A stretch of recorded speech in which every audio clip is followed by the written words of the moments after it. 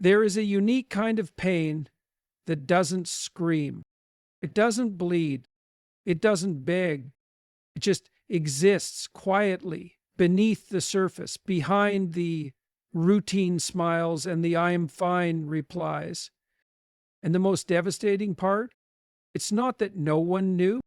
It's that the ones who should have known did. And they chose to look away. They saw the shift in your tone. They noticed the weight in your walk. They heard the silence in your words. And instead of reaching out, they stepped back. Not because they couldn't see your suffering, but because facing your pain would have forced them to face their own. This isn't a speech about blame. This is a wake-up call. A raw, unfiltered look at what it means to be seen hurting and still left alone. Because sometimes the deepest betrayal is not what people do when you're strong. It's what they fail to do when you're breaking. Awareness without action is cruelty disguised as innocence. There is something quietly brutal about being in pain while others stand by and do nothing, not because they're blind, but because they've chosen not to move. You remember those moments, the ones where your eyes said everything your mouth couldn't, the moments where your silence wasn't peace. It was grief trying to hold itself together. They knew. You need to stop telling yourself they didn't.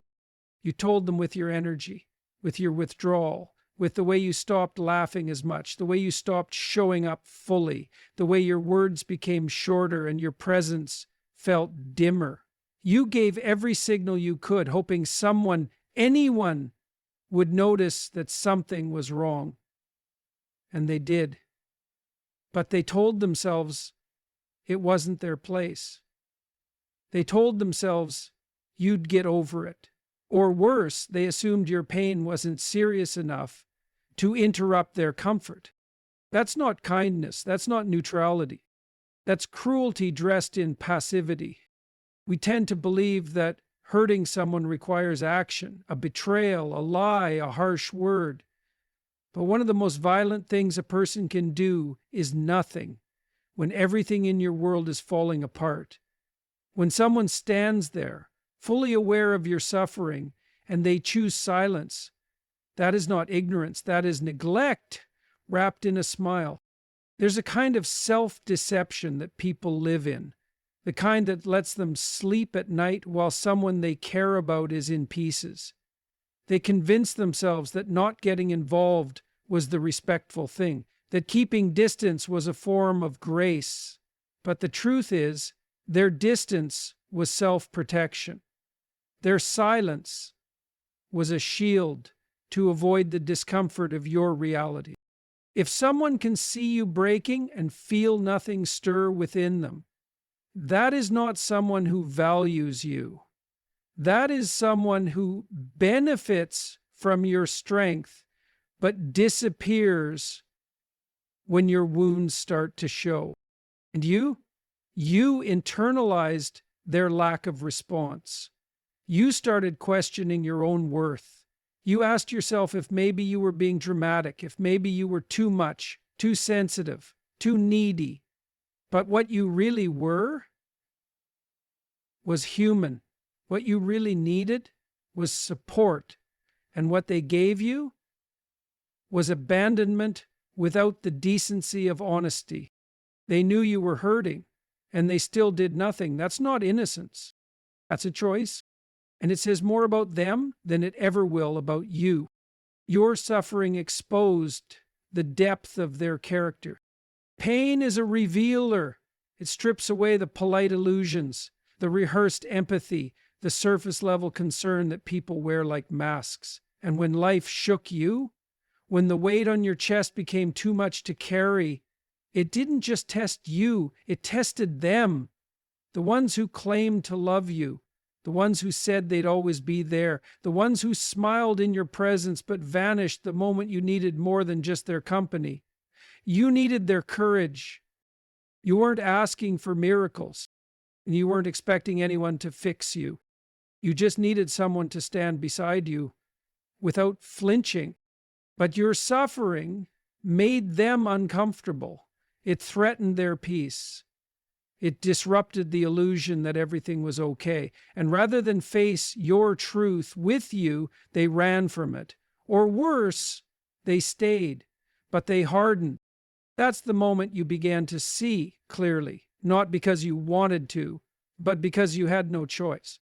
Because it's in your pain that their true character began to surface, not in how they treated you when everything was going well, but in how they responded when you were barely holding yourself together, when your smile disappeared and your voice trembled, when you stopped pretending and started bleeding, emotionally, mentally, spiritually. Some people couldn't even look you in the eye, not because they didn't care at all, but because they didn't care enough. And deep down, you recognized it. You saw the shift in their tone, the way the conversations became shorter, the invitations fewer, the warmth colder. And what hurt most wasn't the change itself. It was realizing that maybe the connection you thought was deep had always been shallow. You found yourself grieving more than your situation. You were grieving the illusions, the false sense of closeness, the idea that someone would show up for you simply because you would have shown up for them. But pain has a way of exposing what's real. It doesn't lie. It draws out truth from the shadows, sometimes gently, but most often with a sharp edge. So when they withdrew, when they minimized, when they dismissed, that wasn't about your pain being too much. That was about them being too little. That was about their lack of depth, their inability to carry anything beyond the surface, their discomfort with honesty, vulnerability, and emotion. You weren't weak. You were just surrounded by people who didn't know how to handle strength when it looked like tears. And though it hurt deeply, that revelation was a gift, because now you don't have to wonder anymore. Your pain revealed the truth, not just about your situation, but about them. Your vulnerability was not a weakness, it was a test.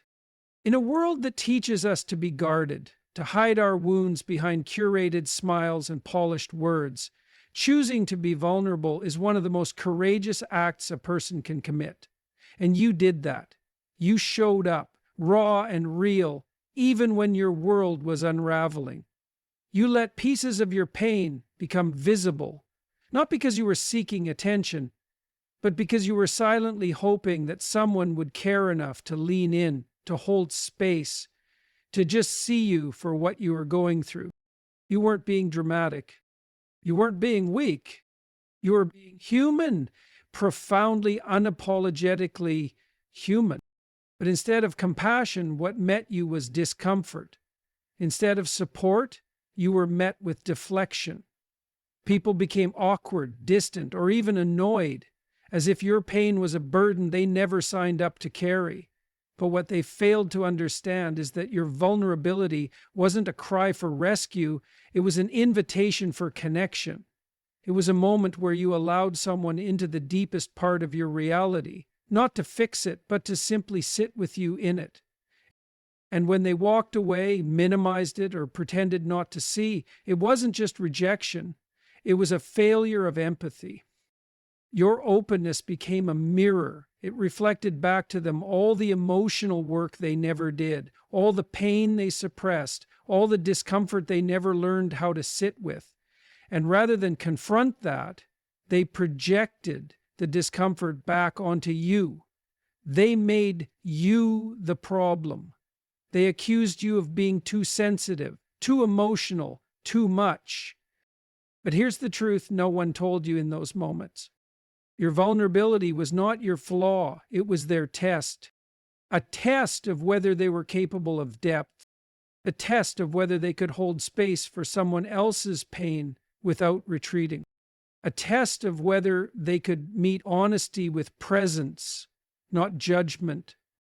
And they failed that test, not because you were wrong to trust them, but because they weren't prepared to be trusted. They weren't equipped for the depth that you brought into the room. What you gave was sacred. What they gave in return was silence, discomfort, or avoidance. And now, in hindsight, you might wish you had kept more to yourself. You might wish you had worn the mask just a little longer. But you don't need to regret your openness, because your vulnerability didn't just reveal who they were, it confirmed who you are. You are someone who doesn't fake strength. You are someone who seeks truth over image, connection over convenience. And even if they couldn't hold your pain, you proved that you had the courage to share it. That's not weakness, that's growth. And that's the kind of strength that will carry you forward long after they've faded into the background. You were not too much, they were too little. There's a moment, a quiet, brutal moment, when you start to wonder if maybe it's you. Maybe you're too emotional, too deep, too intense. Maybe your pain was too loud or your needs too inconvenient. That's what they made you feel, isn't it? Like your struggle was a storm they didn't have time to stand in. Like you were asking for too much simply because you wanted someone to care in more than just words. But let's tell the truth now, not the version shaped by your overthinking, not the narrative you adopted to make sense of their absence. The truth is, you were never too much. What you needed was never unreasonable. What you felt was never invalid. They just didn't have the capacity to meet you where you were. They weren't ready for the weight of authenticity. They weren't built to sit in spaces where there was no script, no social pleasantries to hide behind, no distractions to pretend with. You asked them in your own way to show up with more than just presence. You needed depth, empathy, and consistency, and they didn't know how to offer that. So instead, they made you the problem. They acted as if your sadness was a performance, your hurt an inconvenience, your vulnerability a flaw. But what really happened is this: your honesty revealed their emotional limitations. They wanted the version of you that smiled, the version that laughed at their jokes, that poured energy into making everyone else feel seen. But the moment your energy dropped, the moment your soul needed to be carried instead of carrying others, they didn't recognize you. Or worse, they ignored you. It's not that you were too much, it's that they were too little, too shallow to swim in emotional waters that didn't revolve around them, too immature to understand that relationships aren't just about sharing joy, they're about holding pain too, too unequipped to understand that when someone lets you see their wounds, it's not a sign of neediness, it's a sign of trust. You are not hard to love. You are not too emotional. You are not a burden. You were asking for honesty, for presence, for something real in a world addicted to pretending. And if someone made you feel like your depth was a defect, that's not your shame to carry, it's their limitation to face. One day, they may look back and realize they had a chance to stand beside someone truly rare, someone real, someone deep, someone with a heart too big to stay silent forever. And they'll remember that they shrunk away, not because you were overwhelming, but because they were unprepared for a love and presence that demanded more than they were ever willing to give. The same silence that protected them will haunt them. Silence is often mistaken for peace, a harmless absence, a passive non-action. But there is a kind of silence that speaks louder than any words. A silence that doesn't comfort, doesn't heal, doesn't give space. It wounds, it isolates, it abandons. And that's the silence they gave you. They knew you were in pain. Not vaguely, not accidentally, intimately. They saw the light fade from your spirit. They watched you begin to withdraw, not because you were dramatic, not because you wanted attention, but because you were running out of strength. And instead of leaning in, instead of asking the hard questions or offering real support, they went quiet. They will tell themselves that they were giving you space. They'll rationalize their absence by saying they didn't want to intrude or they weren't sure what to say. But deep down, they know the truth, just like you do. It wasn't that they didn't know how to help. It's that they didn't want to feel inconvenienced by your pain. Their silence wasn't neutral. It was a message. It said, your suffering is uncomfortable for me. It said, I'd rather not deal with this side of you. And most of all, it said, you're on your own. And so you were. You carried it all alone. You got up when it would have been easier not to. You kept moving forward with no applause, no shoulder, no reassurance. And in that darkness, you began to understand something devastating but necessary. People who cannot face their own emotions will never be able to hold space for yours. And when your vulnerability exposed that reality, they chose the comfort of silence over the discomfort of showing up. But here's the part they never thought about: the cost of that silence. At first, it protected them. It let them stay in their bubble, free from emotional responsibility. They got to avoid the messy, uncomfortable truth of your suffering. They didn't have to say the wrong thing, didn't have to face your tears, didn't have to confront their own helplessness. They simply disappeared into the quiet. And in that moment, they thought they had escaped. But silence has a memory. It doesn't vanish. It echoes. One day, whether it's weeks, months, or even years later, they will revisit those moments in their mind. A song will play, a photo will resurface, a conversation will remind them of who you were and what you were going through. And they'll remember how quiet they were when it mattered most. And that silence will start to sound louder. They'll remember what they didn't say, what they didn't ask, the text they never sent, the call they never made, the simple "are you okay" that could have made a difference and didn't.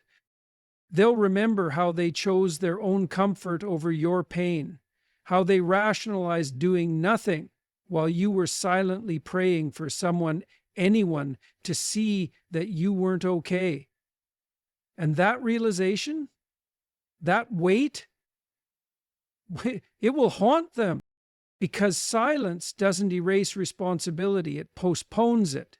And when the noise of life quiets down for them, when they have no distractions left, their conscience will replay what they avoided over and over. They will see your face. They will remember the distance. And they will feel what they refused to feel back then: guilt. The kind of guilt that doesn't go away with an apology. The kind that sinks in late at night. The kind that asks hard questions like, why didn't I just say something? Why did I leave them alone? What would have happened if I had shown up differently? And the truth is, they can't take it back. The moment passed, the window closed, and now what remains is an ache, a consequence not of what they did, but of what they failed to do. Your pain was real. Your silence was never dramatic.